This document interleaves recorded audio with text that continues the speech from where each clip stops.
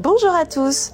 Des SMS critiques et injurieux à l'encontre de dirigeants, échangés avec des collègues depuis un téléphone professionnel, peuvent-ils fonder un licenciement pour faute grave? Oui, répond la Cour de cassation dans un arrêt du 11 décembre 2024.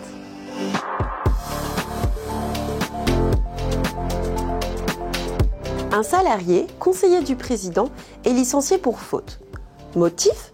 Son refus de collaborer avec la nouvelle direction et des propos dénigrants visant la société et ses dirigeants dans des échanges par SMS avec des salariés depuis son téléphone professionnel. Il avait notamment détourné l'appellation EPD, signifiant en interne Entretien, Progrès, Développement, en l'EPD, pour désigner le directeur général.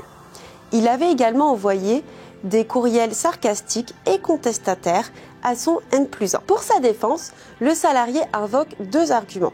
La liberté d'expression, reconnue par le Code du travail, et le caractère privé de la conversation. S'agissant de la liberté d'expression, le salarié estime ne pas avoir abusé de ce droit dans un cadre strictement limité à des échanges de SMS. Ce n'est pas l'avis de la Cour d'appel qui retient l'abus de la liberté d'expression compte tenu des termes injurieux et excessifs tenus dans les SMS. La Cour de cassation approuve, peu importe selon elle le caractère restreint de la diffusion de ces propos. S'agissant du caractère privé de la conversation par SMS, les juges lui donnent également tort. Les SMS sont présumés avoir un caractère professionnel pour deux raisons. Ils ont été envoyés par le salarié avec un téléphone mis à sa disposition pour les besoins de son travail et le contenu est en rapport avec son activité professionnelle. Les messages n'ont donc pas un caractère privé, même s'ils n'étaient pas destinés à être rendus publics. L'employeur peut donc les utiliser